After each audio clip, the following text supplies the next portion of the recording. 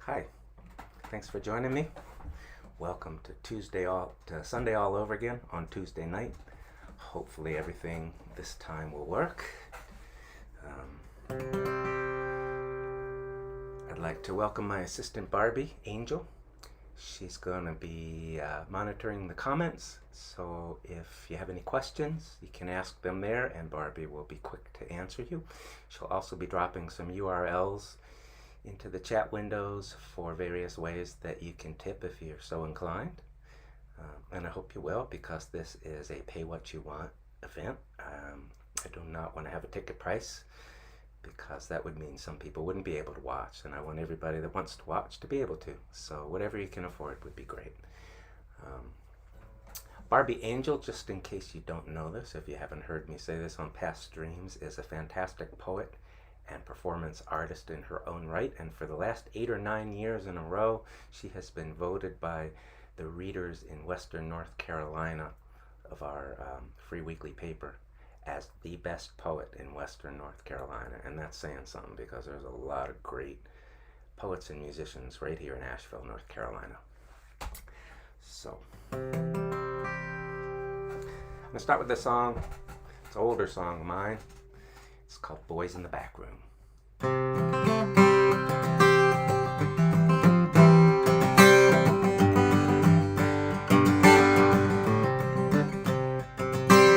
Boys in the back room, who used to run the city any way they wanted to. They were stealing from the kitty, stomping out the cigars any place they wanted to. You could go to jail for, they could do in front of you. Boys in the back room sat on the commissions that were supposed to regulate factory emissions. Toxins in the air, toxins in the water. These were our protectors, they were sanctioning the slaughter.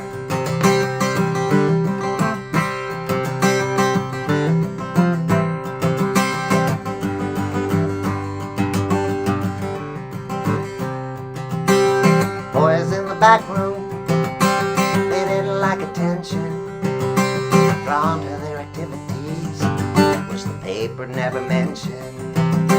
Thanks to the editor, who was a good old friend of theirs, and so was the police chief, and also the developers.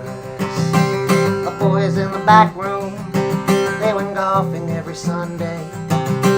They had a game of pinochle that happened every Monday. Tuesdays were the meetings where the public was invited, where they went through all the motions, but no wrongs were ever righted. The boys in the back room on Wednesdays traded favors. They had a secret handshake and other such behavior. The fixed traffic tickets, granted exemptions and waivers, awarded city contracts to associates and neighbors.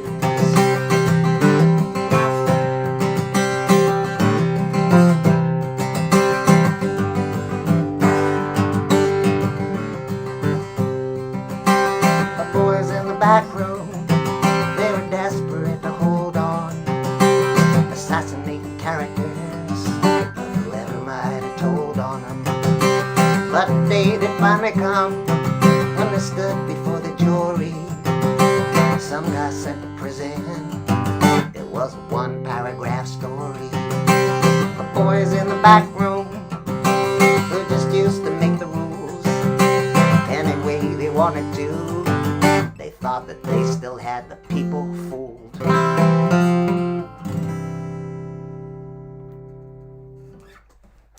Here's another older song for you. I saw a photograph in a newspaper right here in Asheville many years ago, before I'd even moved here. In fact, this would have been 26 or 27 years ago.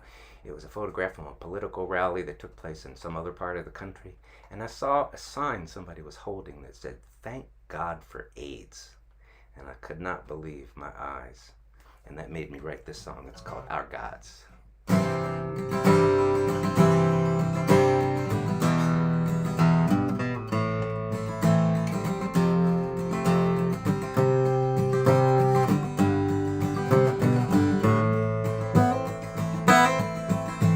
Worship our gods, and we buy souvenirs, admire our trinkets in front of our mirrors. A hat with a cross, a shirt with a star, the names of our teams tattooed on our arms. We're given our gods at the moment of birth, the gods of our fathers and all others be cursed. At the earliest age, we memorize verse, the gospel as it is written. We swear at our gods, we curse our rotten luck from the side of the road when we self-destruct. We ask them to save us and to get us unstuck from the muck we get ourselves into. Temples of stained glass and hand-cut stones, we built for our gods such magnificent homes. We visit sometimes, but we don't stay long, not when the football games are on. We make deals with our gods to win back what we lost, but in our pants pockets our fingers are crossed. Lord, give us this day, make these prosperous times, and help us to cover our crimes. We go to the seers, we say, show us the script that our gods have left for us, stashed in some crypt. Oh, secrets, they say, what has never been told, yours for a pile of your gold. We kill for our gods, we wage holy wars, assassinate presidents and burn down bookstores, massacre children, settle old scores, yelling, our gods are great. So our gods must be proud of the blood on our hands and the way we go conquering far, far away lands. In the names of our gods, well, let the glory be theirs. Just let the spoils and the plunders be ours. We serve our gods in such humorless ways. Rituals we do, laws we obey. Sometimes in between we pray, but how often do we say, I love you, I love you.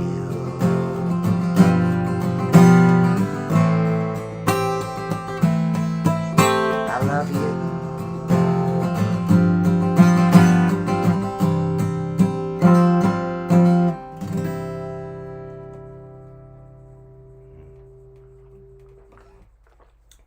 So if you tuned in a little bit late, just want to thank you very much for watching tonight, and apologies again for what happened on Sunday. Who knows? There's just a gazillion loose ends to tie, and I'm pretty sure I had them all tied. But technology, you know, sometimes it works and sometimes it doesn't, and hopefully tonight it's working. I don't see any texts from Barbie, and so that apparently means everything's okay. I want to move on to a song that's off of my second Baseball Ballads album, also on the album called Subtotal Eclipse. And it was inspired by a couple of very famous home runs that were hit, both Mark McGwire's 70th home run in, I think, 1999, and then Barry Bonds' record-breaking home runs. And the fact that the balls that were caught sold for so much money. The highest price ever fetched for a baseball was Mark McGwire's 70th home run, and that sold for over $3 million. Well, in my entire life, I have paid only for one single autograph. I just needed to have a Bob Gibson ball, and I saw this on eBay for 20 bucks. And so I had to have it because I love Bob Gibson. In fact, I named my Gibson guitar Bob effing Gibson because he was such a bulldog, and so was this. So this is called The Guy Who Came Up with the Ball.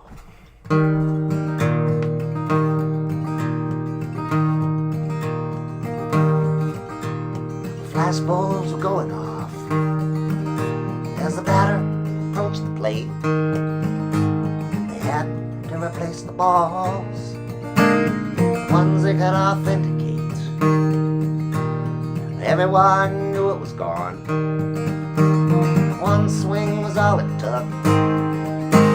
The batter stood and admired it. The pitcher didn't even look. And now the guy who came up with the ball, the one on the bottom of the pile, he was missing a couple of teeth from his $1 million smile. He was sporting 2 black eyes. He was missing most of an ear. His shirt was torn and tattered, and his hair was soaked with beer. Going, gone, ought to make a nice souvenir. We can kiss that baby goodbye. That ball is out of here. Security let him away. They pretty well saved his skin. There was a doctor in the house with some stitches in his chin. And now the ball would pass the test under ultraviolet light. There was the asterisk. Yeah, that was the ball, all right. And now the guy who came up with the ball, he was famous for 3 or 4 days. Everyone wanted a piece of him. Everyone knew his face. Letterman wanted him on. So did Oprah and Conan O'Brien. The White House receptionist phoned to say that the president was on the line. Going, gone. It ought to make a nice souvenir. We can kiss that baby goodbye. That ball is out of here. The guy who came up with the ball, he heard from the IRS. They wanted their $500,000, not 1 penny less. Going once, going twice. Sold, said the auctioneer. But who can really say what it's worth? Said maybe the price of an ear. And now the guy who acquired the ball could not tell you which was which. A fastball from a changeup. No, he was just filthy rich. And his boy took it to school. His boy won show and tell. And the son of the guy who came up with the ball wished his dad didn't have to sell. Going, gone. It ought to make a nice souvenir. You can kiss that baby goodbye. That ball is out of here. Going, gone. It ought to make a nice souvenir. You can kiss that baby goodbye.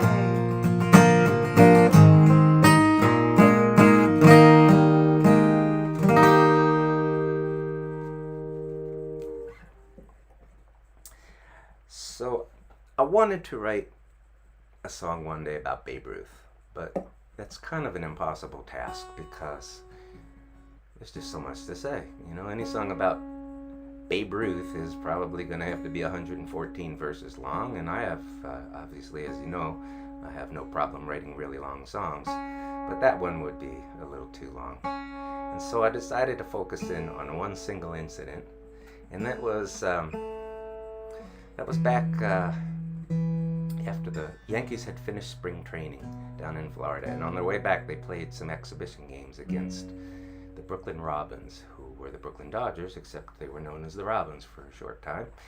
And they stopped in Asheville, North Carolina, right here.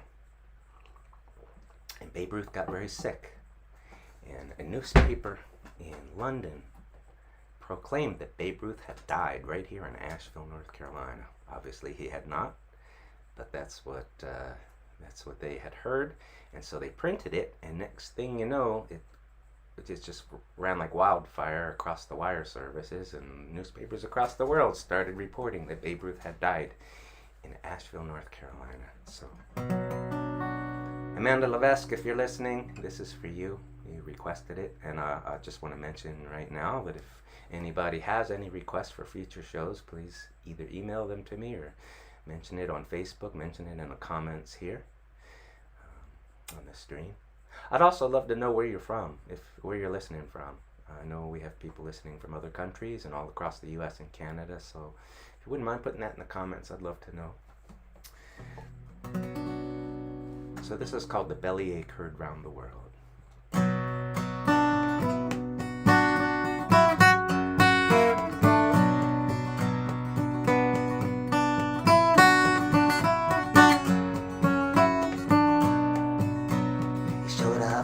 Spring training with 40 pounds to lose. He'd spend a winter partying, but that was never news. Wasn't feeling all that good throughout the training camp. Babe would have a fever, and he often had the cramps.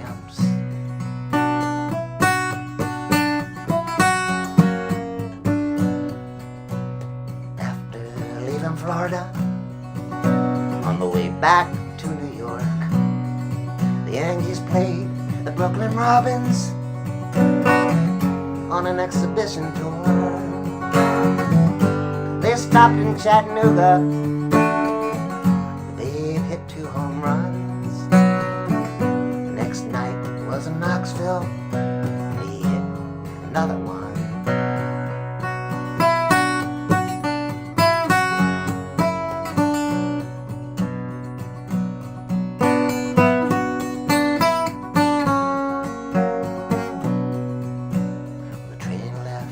Morning for Asheville, North Carolina. Gone across the mountains, tracks twisting and winding. They've sat down to a card game, his cheeks and forehead burned. Really did not look so good, and his teammates were concerned.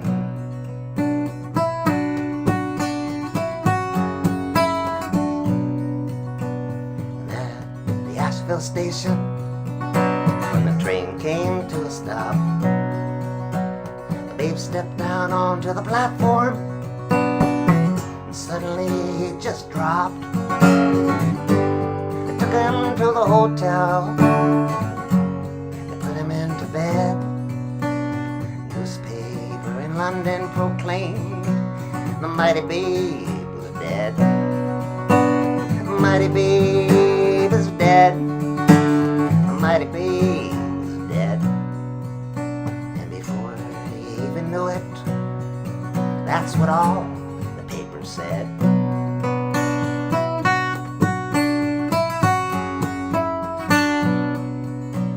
The team phoned a physician who could really only guess. It was his professional opinion that the Babe just needed rest. Cautioned against travel anytime too soon. But they departed Asheville on the following afternoon.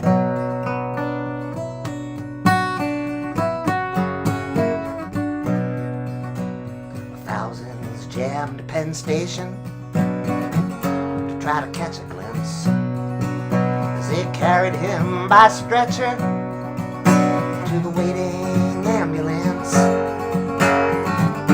Ellen, I feel rotten, Babe said to his wife before they took him to the hospital, and he went under the knife.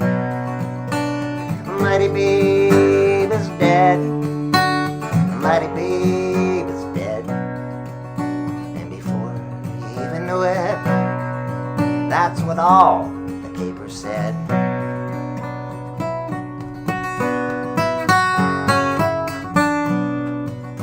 Now the Yankees tried to manage all the rumors that would spread.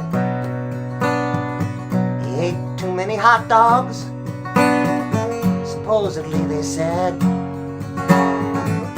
Some thought it was exhaustion, and some thought it was the flu.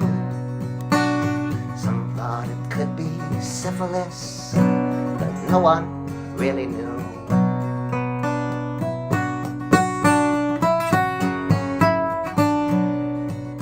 Now the Babe, he would recover, hit lots more home runs,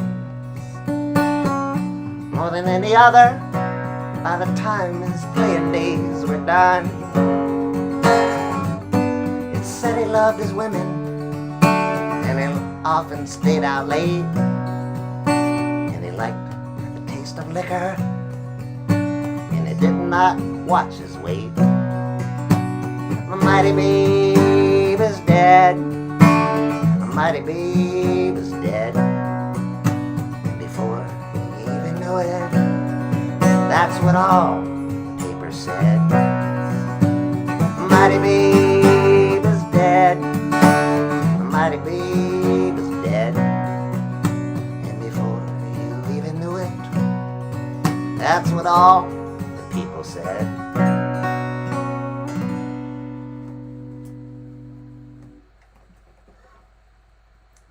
I'm in the middle of a great book right now by a author named Jane Levy about Babe Ruth. It's like 900 pages long. Big print though. I'll play a new song. I've played this a couple times over the last few weeks. It goes hand in hand with the two songs that will follow it. And I won't say too much more. But I'll mention a couple things right here. All of my music is available for download at bandcamp.com. Barbie will drop the URL links in the comments there. It's a pay-what-you-want basis, and if you can't afford to pay anything right now, that's okay. I still want you to have my music. Download all you want, and just pay it forward. Do a good deed for somebody else, and that'll be that. And if you can't afford to pay something, I'll welcome that. This is, as you know, all of the musicians out there have lost all possibilities of playing concerts, and all of my concerts have been shut down at least through the end of the year. And this is my only means of making an income, so I'm relying on your support, your generosity, your kindness, and so far it's been pretty wonderful. I do have to mention though that the last 3 weeks of my live streams, only about 4% of all the people watching have tipped. So I'm happy to put it out there, happy to play for you. I hope you'll appreciate it enough to throw something in the tip jar. So this is a new song that I wrote about kind of where we stand today as a country.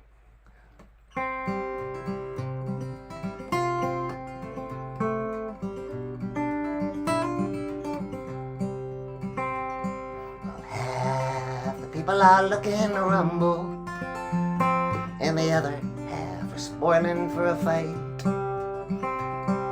The logic that they're using is all jumbled, but who needs facts when you know you're right?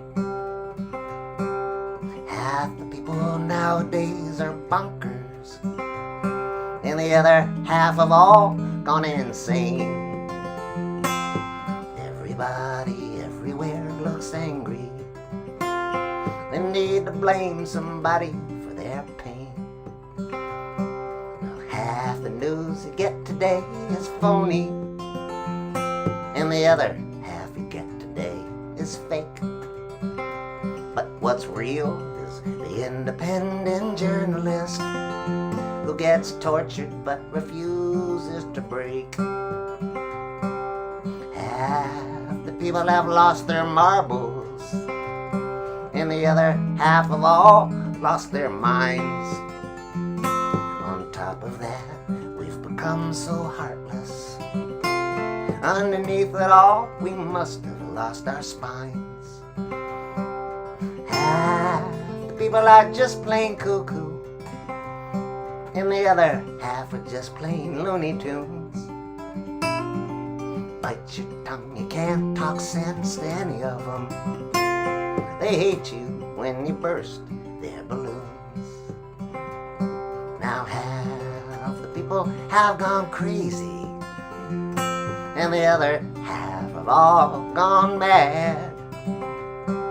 Well, I couldn't make a fortune selling bridges if I hadn't sold the last one that I had.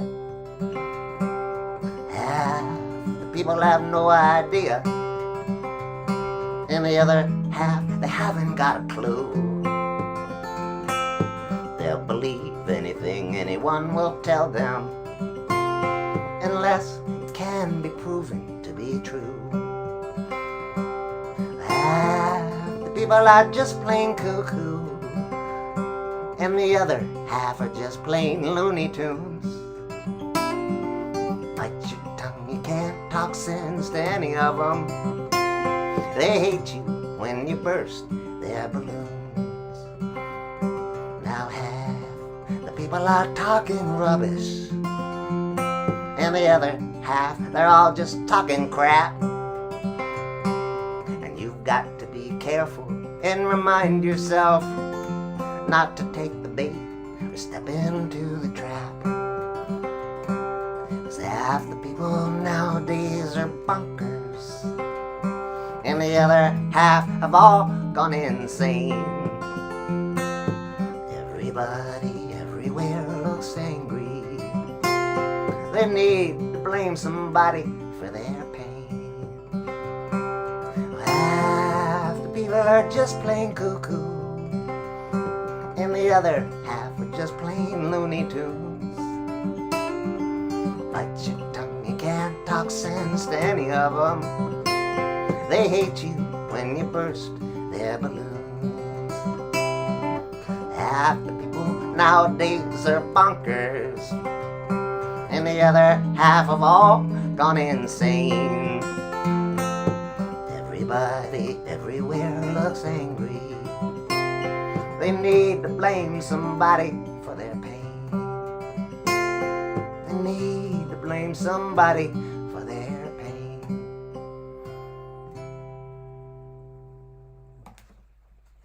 Well, that will be on my next album, whenever that may be. Was just talking to my friend Chris Rosser, who I record with, and I may be able to do some recording in July, so we'll see. So I mentioned that song goes hand in hand with this song and the next one that will follow it. This is the title track from my most recent album called Them and Us, and as you all know, there are exactly two kinds of people in this world: those who are them and those who are us. And really, truly, there is only us.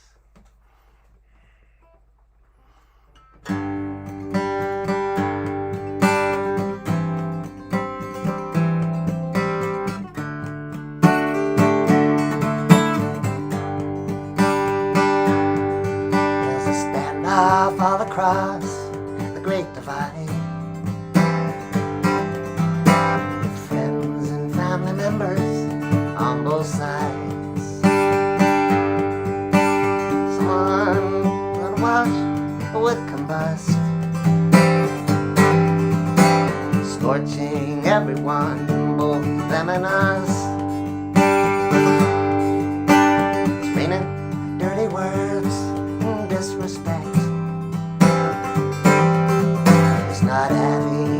positive effect. The bridges have collapsed because of rust. We can't reach each other, them and us. Got our earplugs in and our blinders on, and we wonder, where have all the flowers gone? Where once there was a garden, cool and lush.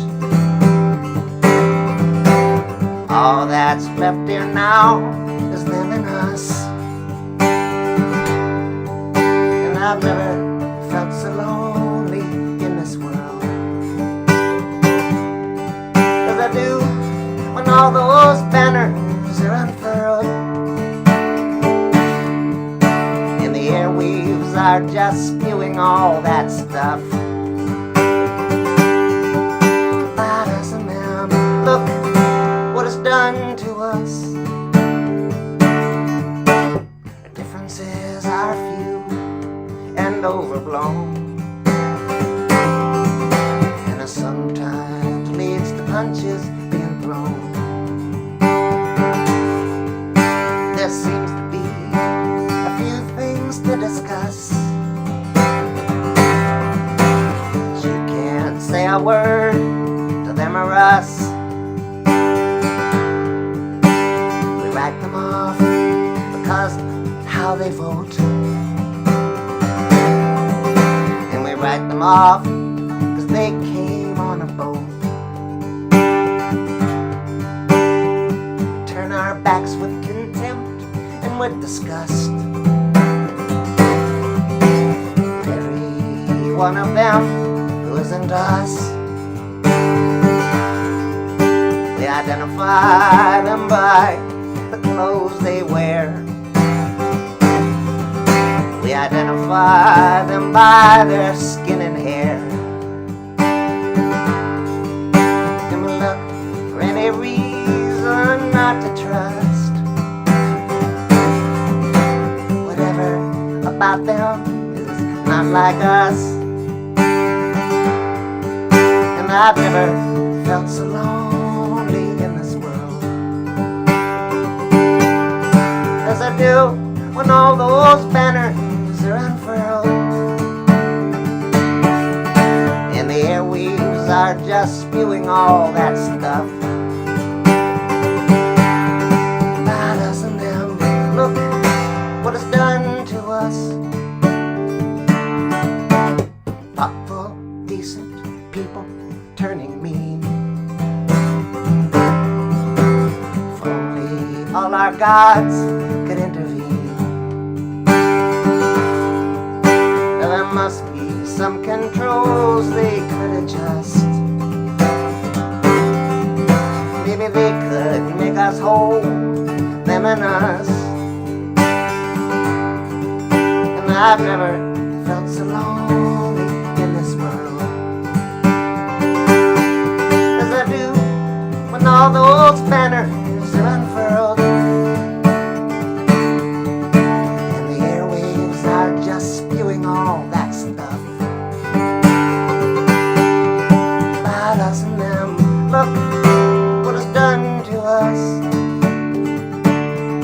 There's a standoff all across the Great Divide, with friends and family members on both sides.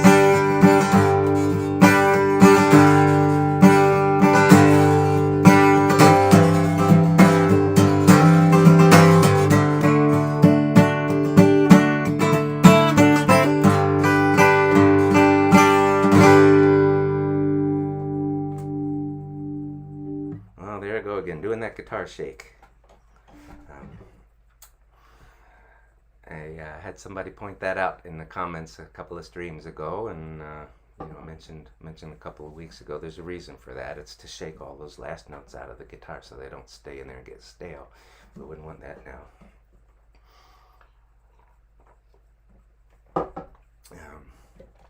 So here's another new song.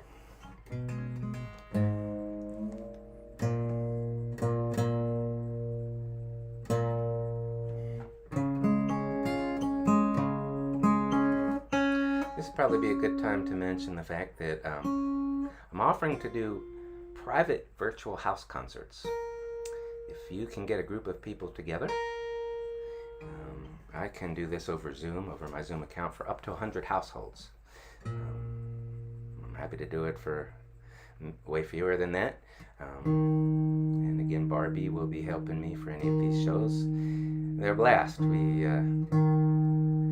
We let everybody sign in half an hour early so that you can all mingle with each other, catch up. And then I play about 75 minutes, take a quick 5-minute break so everybody can use the restroom, replenish their supplies. Then I come back for another 20 minutes or so, and then we follow that with a meet and greet and a question and answer thing, and they're really a lot of fun. I'm doing one next week and one the week after. If you're interested in booking me for something like that, just get in touch through Facebook or chuck@chuckbrodsky.com. And if you forget, just go to my website, chuckbrodsky.com, and you can email me from there.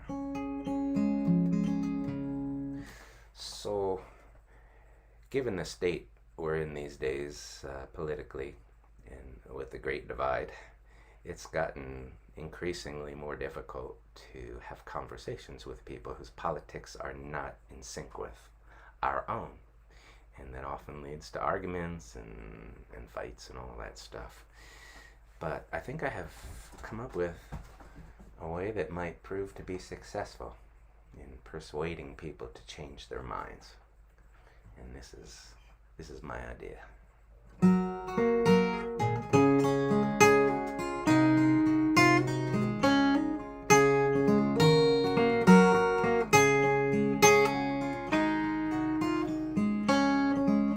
After 3 or 4 tries, I poked out his eyes, and that's how I got him to see. To get him to hear, I screamed in his ear, I gave him the 3rd degree. Well, I sharply berated him, I told him I hated him, I wasn't very kind.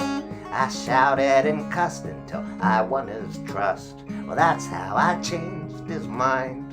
I shunned him, ignored him, I wouldn't look toward him, I only would give him my back. I accused him of lies, I would not compromise, I erased him after the fact. I was abrupt, I would often interrupt, we were volatile when combined. And in stating my case, I blew up in his face, and that's how I changed his mind. That's how I changed his mind. That's how I changed his mind. I blamed him, shamed him, insulted and inflamed him. That's how I changed his mind.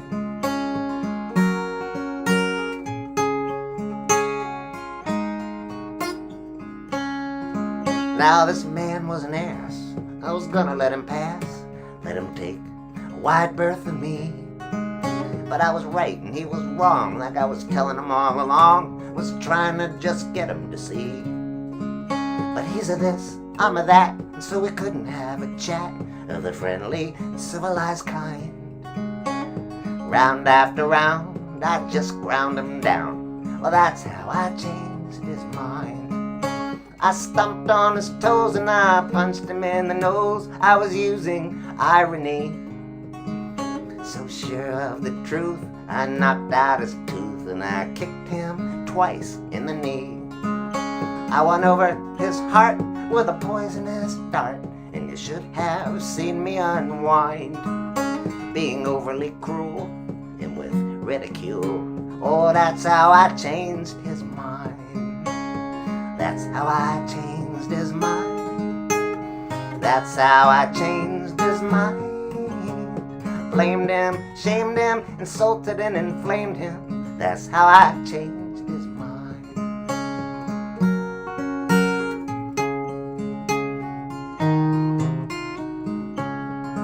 And so I called him a fool. I challenged him to a duel. I threw my white glove in his face.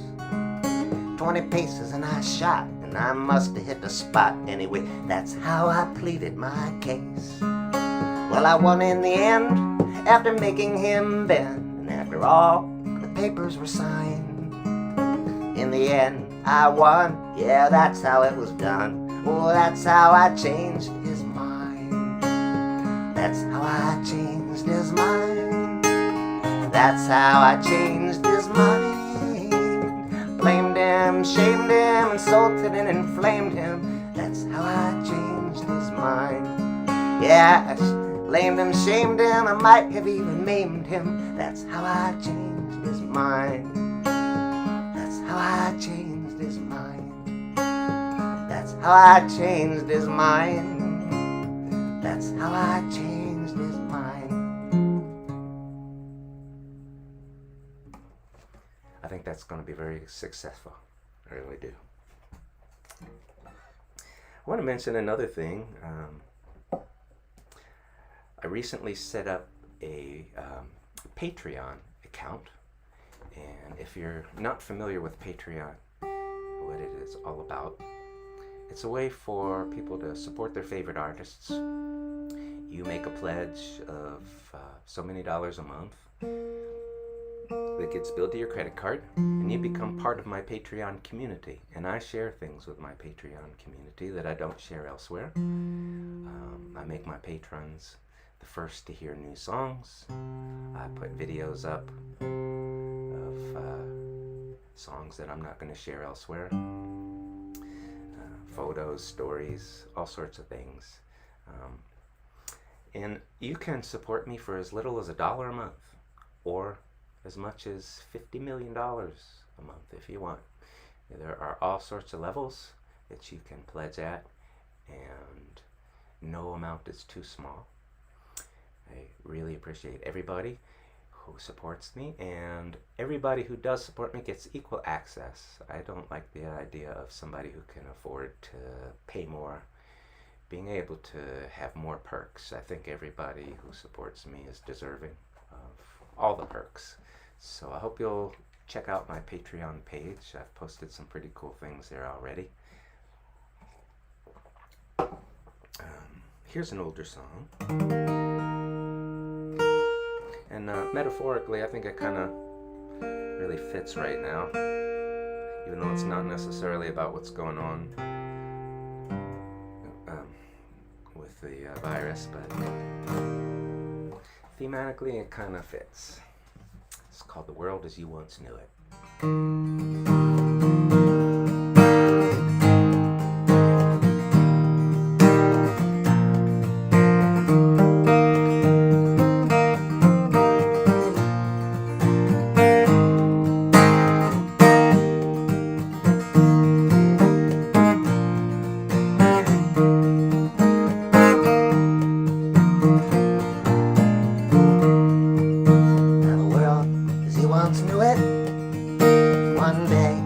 Obsolete. The hair had gone out of fashion, and they danced to a different beat. You stubbornly resisted, determined not to bend. But the world as you once knew it had come to an end. The world as you once knew it had a much less hectic pace. Public, we'd sit face to face, but now we type an instant message and we stare into a screen. The world as you once knew it been replaced by a machine. The world as you once knew it you can read about in books, you can visit the museums, walk around and take a look at the relics and the fossils and the trinkets in the stores. The world as you once knew it, come and see the dinosaurs. The world as you once knew it fetched a real good price. The bidding done in secret, some souls were traded twice. And now, blessed are the greedy, and cursed are the poor.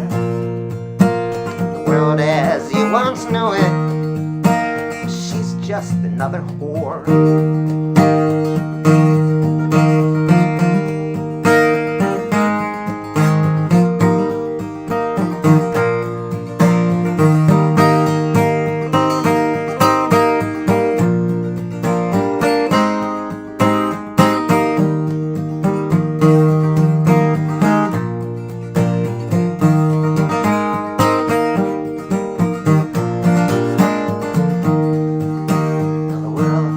Once knew it, spun out of control.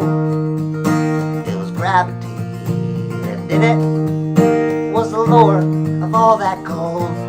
But now there's nothing like nostalgia to make you feel bereft of the world as you once knew it. But it's all that you have left. The world as you once knew it. Talks. And it's in the way she looks at you, and it's in the way she walks. So pity the poor wretched soul that cannot recognize the world as you once knew it when it sees it in her eyes.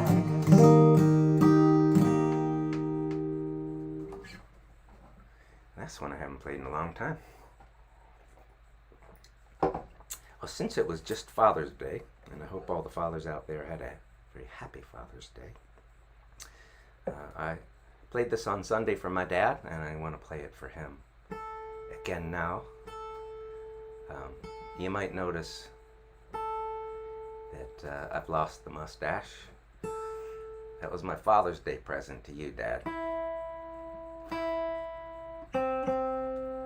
So this song here is about my favorite baseball player of all time, a man by the name of Dick Allen, who when I was a kid was known as Richie Allen, and so in my song, which is set in the mid-1960s, I referred to him as Richie Allen to stay with the times. Richie Allen used to get booed by the hometown fans in Philadelphia. My dad started taking me out to the ballpark when I was very, very little, probably 2 years old, too young to even sit in a seat.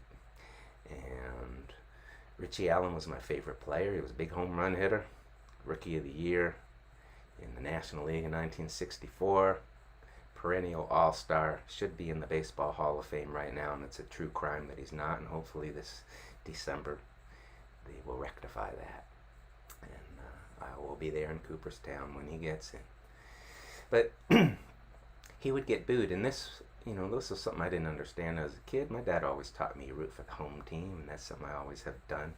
And it wasn't until I was an adult that I got a chance to read through his file at the Baseball Hall of Fame, and I became aware of some racial incidences that I had not known about before. Dick Allen was an African-American ball player, and he was the first African-American player the Phillies ever had of any kind of star caliber. And by the way, they didn't even integrate until 1957. They were the last team in the National League to do so, 10 years after Jackie Robinson. And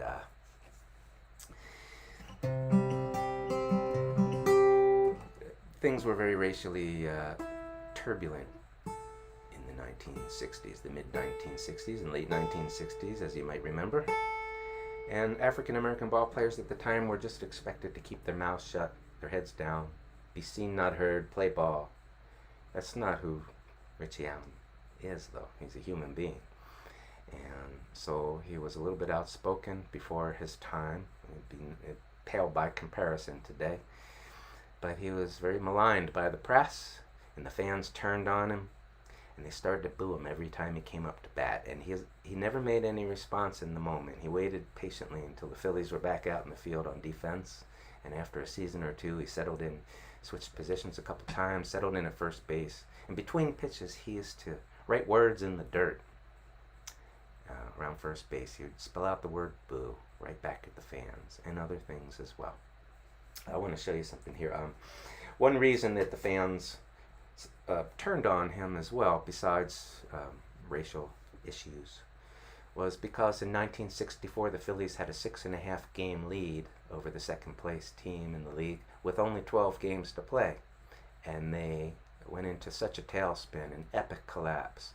They ended up not winning the pennant. But the Phillies had already printed up World Series tickets, and I have one. This is a 1964 unused World Series ticket given to me by my good buddy Chip Raymond.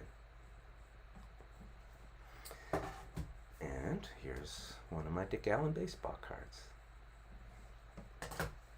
So this is called Letters in the Dirt, and it's from my dad.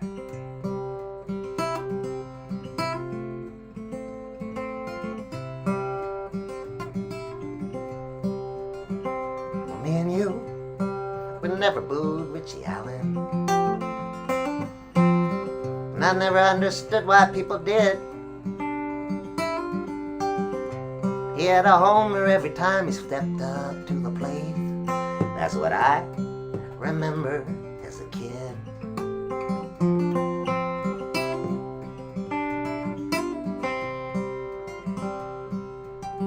Richie in the field out there by first base, the target of some mighty foul words. With his shoes he'd scrawl between the pitches. Boom, great big letters in the dirt.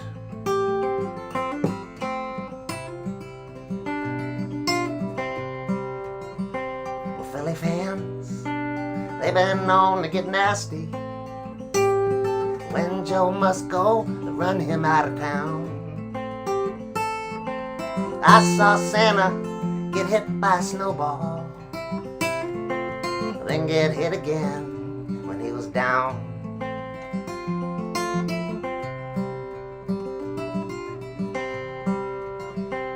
Me and you, we never booed Richie Allen. Even if he did sometimes strike out, I was too young to read the papers to know what all that booing was about.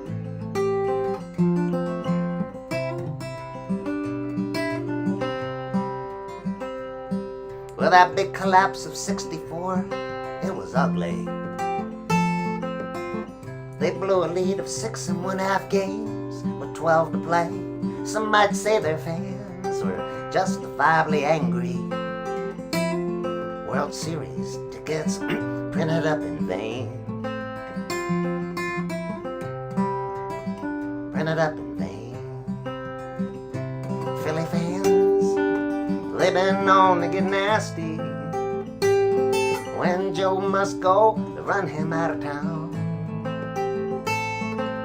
I saw Santa get hit by a snowball, then get hit again when he was down.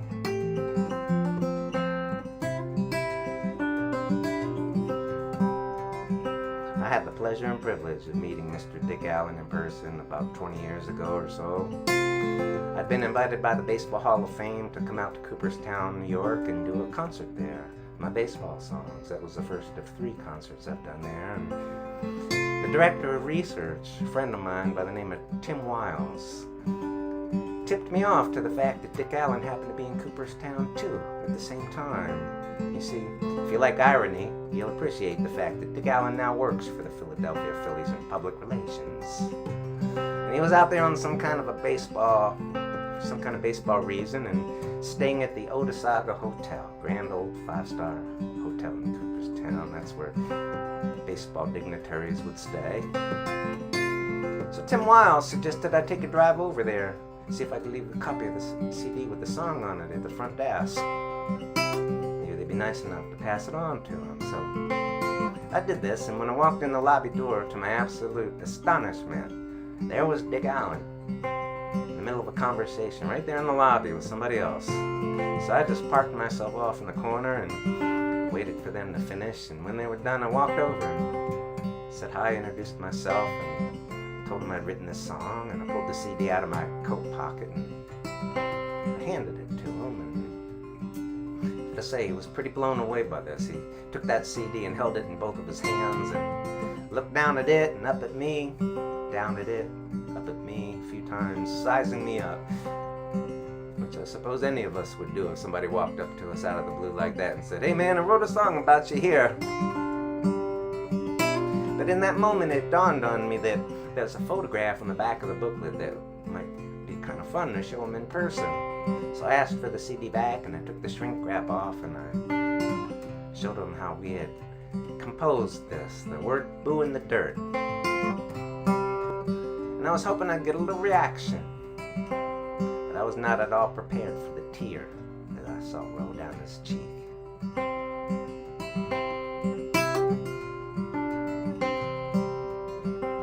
This was before the days of the $1 million contracts, and before the days of the artificial grass. He stood a bit outside the lines, which made him fair game for those times. 'Cause Richie Allen, he never kissed the white man's ass.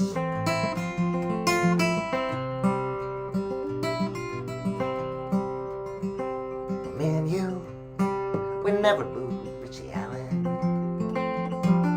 No, we'd pound our mitts and we'd yell, "We want a hit." How could they call a guy a bum after he just hit a home run? That didn't make any sense to a kid.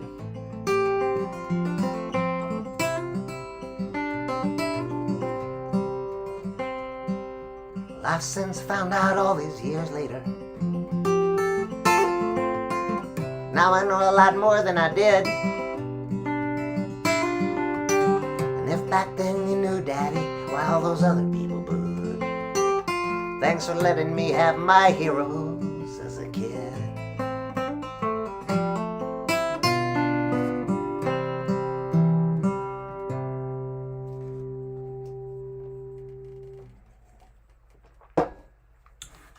Well, like all of my other live streams, I'm not stopping after 1 hour. I have a few more songs I want to play for you. And I'll just keep on going. And if you need to go somewhere, I appreciate you tuning in. I hope you can stick around for the rest of the show. And I will be back in my regular slot on Sunday. This was just a redo of this past Sunday's show.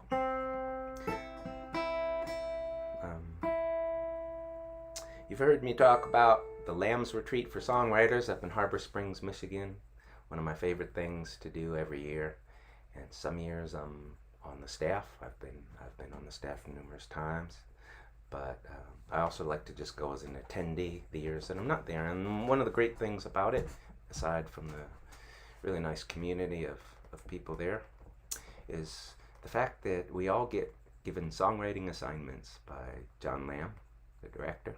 And they're brilliant. They are really brilliant. John spends an entire week writing these before the retreat, and everybody gets a different one. And we have 48 hours to write this song. Meanwhile, there's workshops and other stuff going on, so you have to buckle down, find your time. Sunday morning, we all meet, and to finish off the retreat, we all sing the songs that we had just written. And over the years, I've written 5 of these, 6 of these maybe, that ended up on albums that I still play live. And out of all of them, this is my favorite. The premise of my assignment was that I was supposed to write a song swearing off of the manic pixie dream girl. Now, you may not have heard that expression, but it sure conjures up an image in your minds, doesn't it? Think like Goldie Hawn in the late 1960s, or some of the early Barbra Streisand roles, maybe Zooey Deschanel today. That hippie, pixie, elfish, free spirit kind of woman. And my assignment was to swear off of that kind of a woman. Only problem is, in real life, I think that's probably the type of woman I'm most attracted to. So I had to write this song using my inner wink.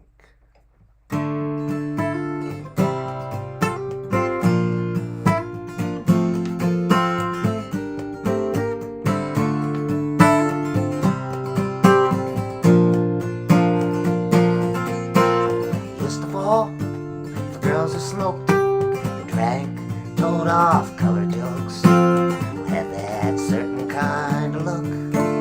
Just a nose ring was all it took. The ones that had that certain spunk, kind of girlish and kind of punk. The girls you make excuses for as you lead them out the door. I used to like them fancy free, the way they would pretend to be the long hair. They acted like they didn't care. Full of beans, a great big blur. They used to fall for girls like her. They couldn't possibly all be true. 500 words when 10 would do.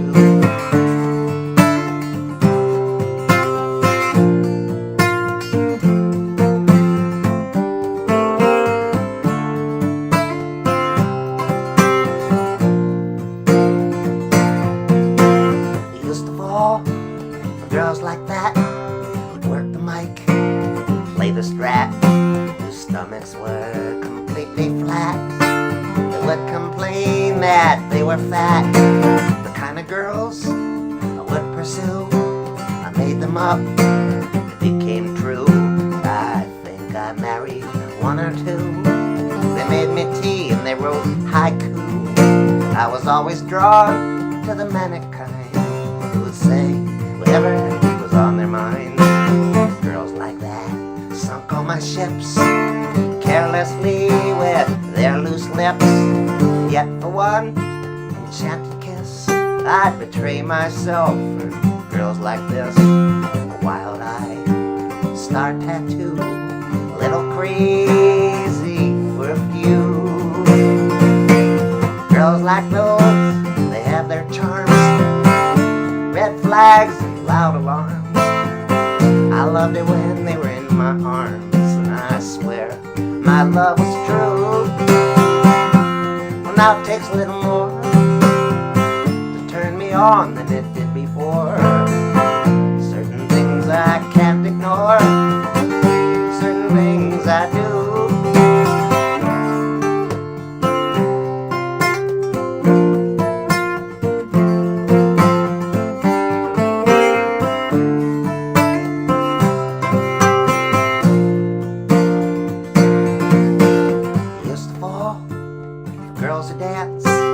Tie-dye shirts and drawstring pants, bang on drums, don't eat meat, walk around in their bare feet. With girls like that, it wouldn't last, not even 1/2 minute past. The moment that the clock struck 12, they'd leave me dancing with myself. Opposites at times attract, like chemicals, they can react. Girls who once appealed to me now don't seem so real to me. Girls like those, they have their charms, red flags and loud alarms. I loved it when they were in my arms, and I swear my love was true. Now it takes a little more to turn me on than it did before. Certain things I can't ignore, certain things I do.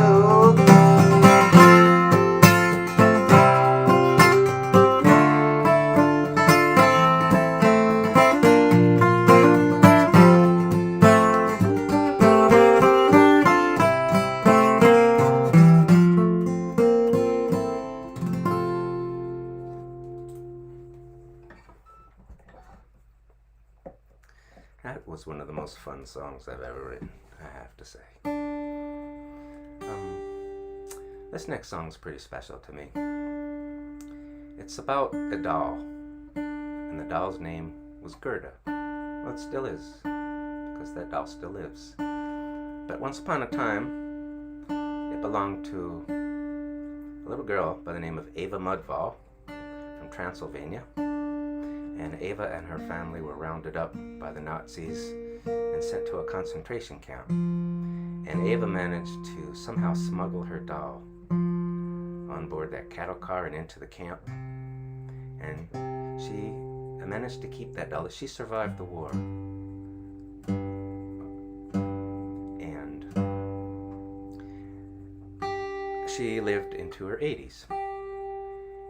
And somewhere in those later years, she realized she wasn't going to be around too much longer, and she didn't want Gerda to end up in a secondhand shop or being given away to somebody to play with and get destroyed. Not after surviving the concentration camp and living all these years with her. And so she decided to donate Gerda to the Holocaust Museum in Jerusalem, which is called Yad Vashem. And she wrote Gerda a farewell letter. And I have some of it here, an excerpt from it. I'm going to read you a little bit of this because it's pretty incredible. She wrote, "Goodbye, my doll Gerda. I'm leaving you with a heavy heart. Maybe you'll be able to tell the people of today, and particularly the children, what you saw and where you were with me. A sad story, but also a cheerful one, because we survived. Dear Gerda, you will be the last witness of a dreadful childhood. May no child anywhere go through anything like that again. Maybe someday I'll come to visit you, and perhaps my children and grandchildren will come, and then you won't be alone there. Maybe you'll meet toys and dolls who are in worse places, but all survived the same. My dear doll, today you have become an inseparable part of my people, which has risen from fire and ashes like a phoenix. You will always be in my heart. Ava."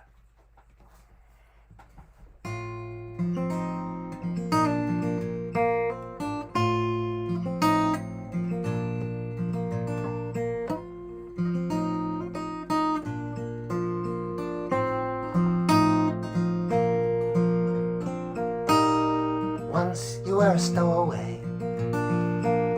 You kept quiet for 3 whole days. Even when they'd stop the train, you never cried, you never once complained. When what could never happen did. Not all at once, it was bit by bit. Some things a small doll shouldn't see. Tell them, Gerda, what you saw with me. 'Cause soon you will be all that's left of the precious things that were somehow kept. The little girls, the little boys, their favorite dolls, their favorite toys. Gerda, you're my best friend. You never let go of me back then. I'm leaving you with a heavy heart. Goodbye, my Gerda, we must part. Gerda, I know my time is near. There's a museum and it's far from here. A lot of other dolls live there too. Some of them might have had it even worse than you. The ones who made it to Jerusalem, they're asking if you might want to come and live with them. I think it's something, Gerda, you should do. I told them I would have a talk with you. Here, let me fill your china cup. Just like when we pretend we were all grown up.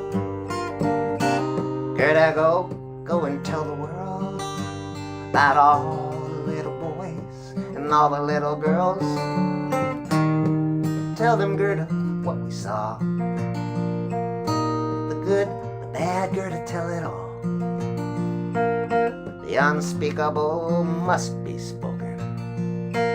Tell of the spirit that refused to be broken.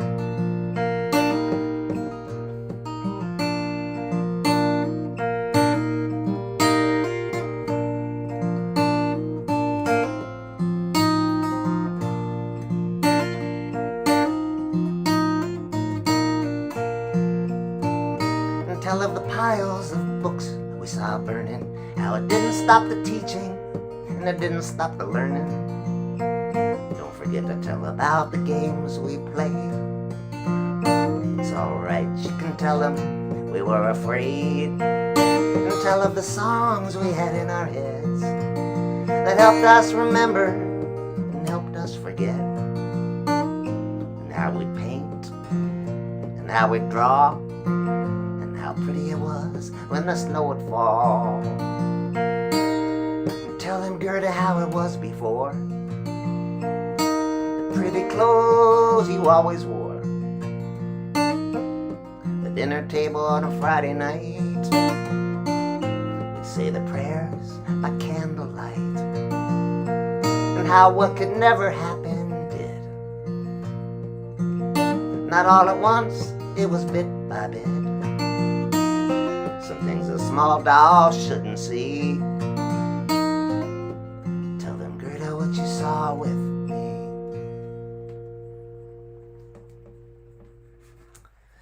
I have two more songs I want to play.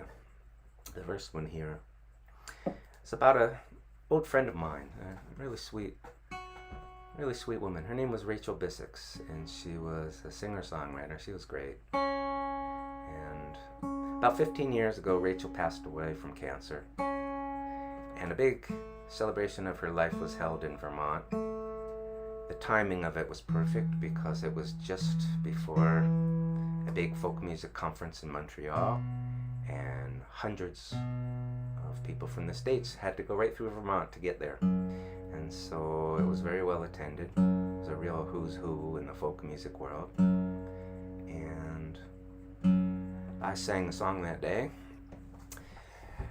But what really struck me the most about the entire afternoon was when I first walked in the door and I looked up onto the pulpit, and the only thing up there was Rachel's guitar on a guitar stand. Everybody who sang, everybody who spoke that day did so from the floor in front of the pulpit, and that guitar stood there all by itself. And I couldn't help looking at it, I couldn't help thinking about it, how that connection between the guitar and Rachel had been broken, and that guitar would never be played in the same way ever again. It couldn't be. But, you know, guitars, like cats, have many lives, and I'm really happy to tell you that I recently found out that Rachel's son is now playing that guitar. So it's back with the living again. And the song is called Rachel's Guitar.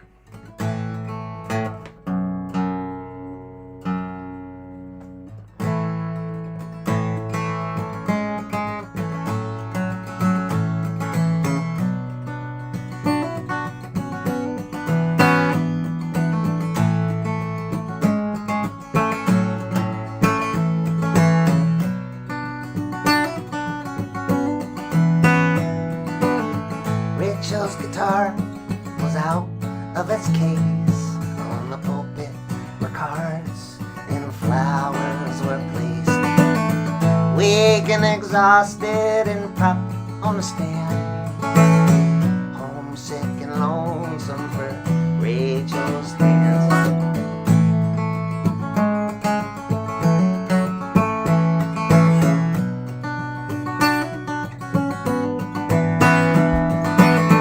Rachel's guitar looked around for its friend, and for the songs they'll never play again.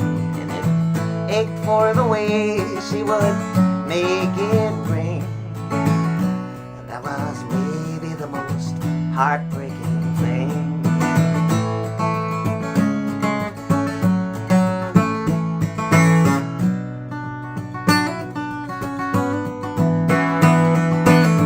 Rachel's guitar looked totally lost behind the line that nobody crossed. Its voice was mute and it had gone numb since the last time Rachel was able to strum.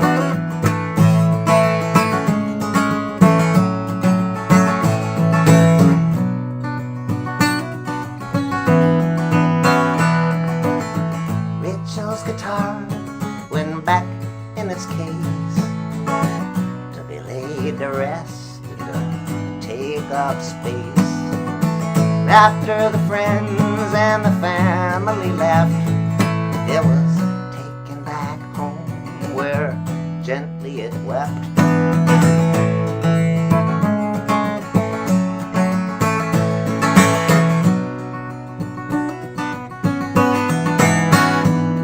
Well, a sweet old guitar, it will have many lives. Now this one sleeps till the next one arrives. Somebody takes it out of its case, and they can't put it down for the rest of their days.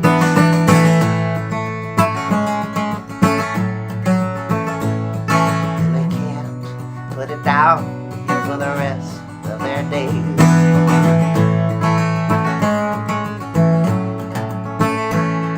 And they can't put it down.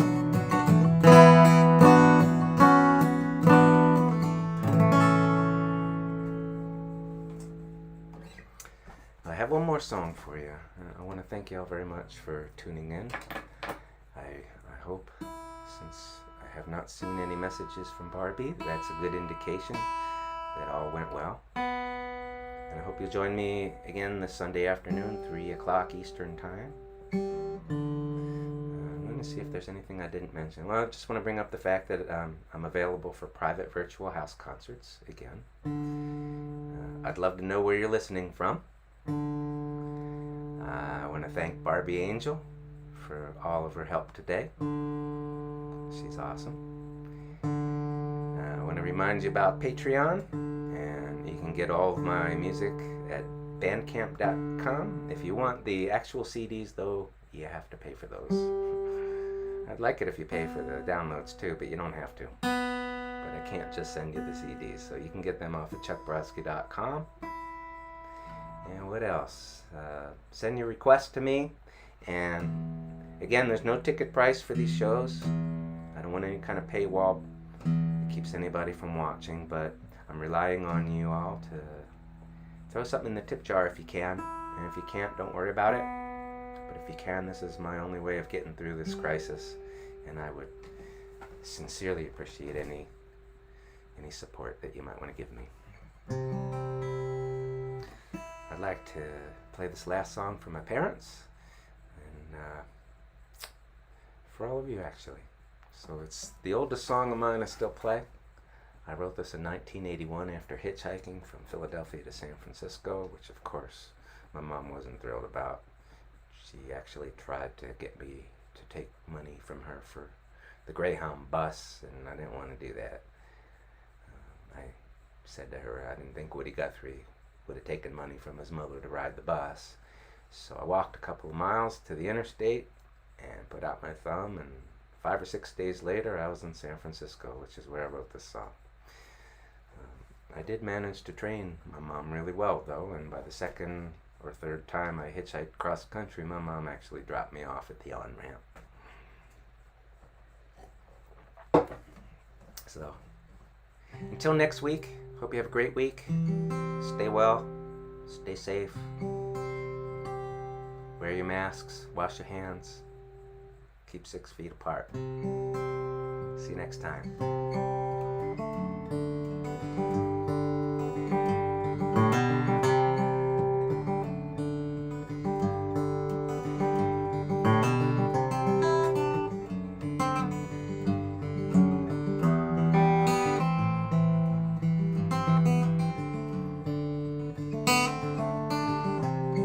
Well, I hope I see you later,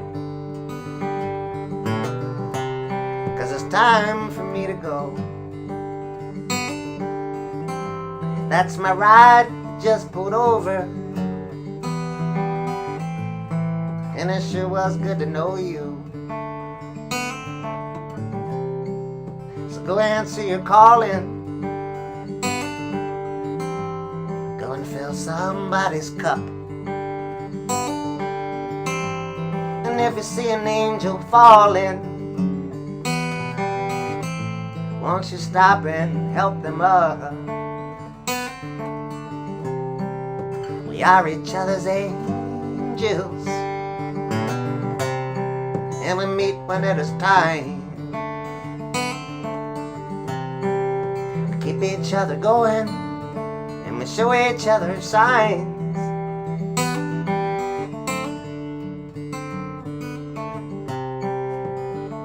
Sometimes you'll stumble, sometimes you'll just lie down. Sometimes you'll get lonely with all these people around. You might shiver when the wind blows, and you might get blown away. You might lose a little color you might lose a little faith. But we are each other's angels, and we meet when it is time. We keep each other going, and we show each other signs.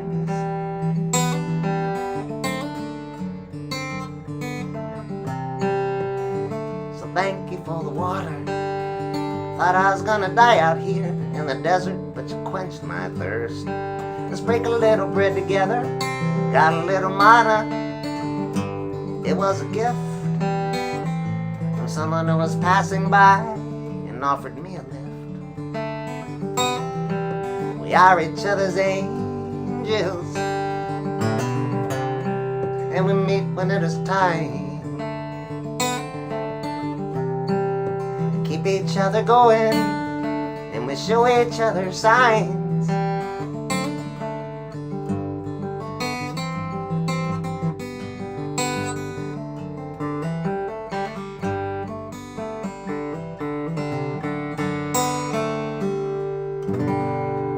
Stay well.